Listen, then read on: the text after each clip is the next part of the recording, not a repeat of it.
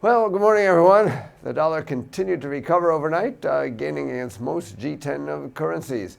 It rose the most against the yen and the Swiss franc, while gold was the biggest loser. Those moments indicate that the perceived need for safe haven assets is diminishing. Once again, though, the market ignored weak U.S. data. Although the U.S. retail sales rose in line with expectations, that was data for September. On the other hand, the October consumer confidence figure fell far more than anticipated as the expectations index just collapsed and the jobs hard to get measure moved back up. Yet, stocks rose for the 13th day out of 15. I can only conclude that investors anticipate that the FOMC will continue with the Fed's existing monetary policy at today's meeting. Although why that should support the dollar is a little unclear to me. Probably it's the growth story, I'd think. Anyway, as for today's FOMC meeting, I think the most likely result is going to be that the FOMC decides to wait and see. The committee has made it clear that it does want to begin tapering off its monthly bond purchases as soon as the economic outlook allows.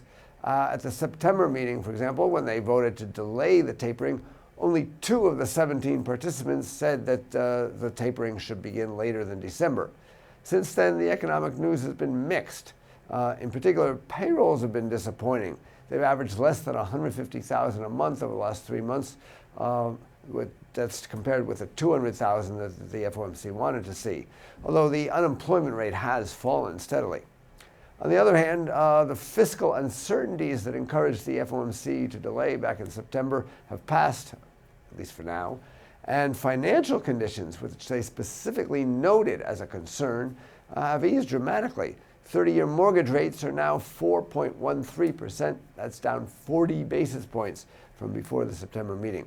So, while the odds are against them beginning to taper at this meeting, it's not impossible that they cut a small amount, say $5 billion a month.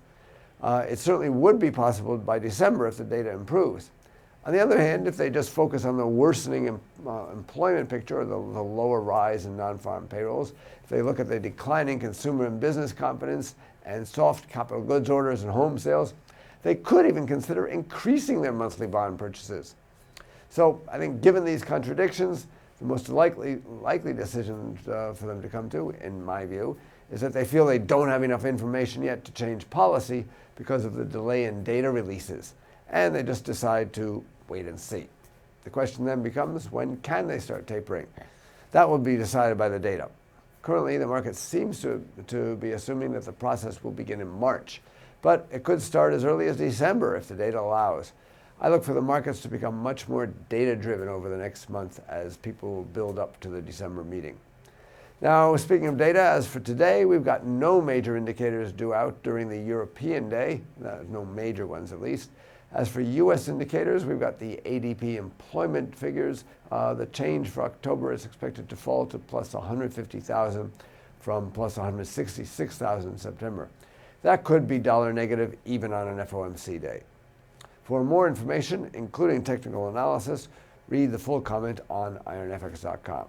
You can also like us on Facebook, follow us on Twitter, subscribe to our YouTube channel, or circle us on Google+ to get more trading ideas. This is Marshall Gittler, head of Global FX Strategy at IronFX, wishing you solid trading.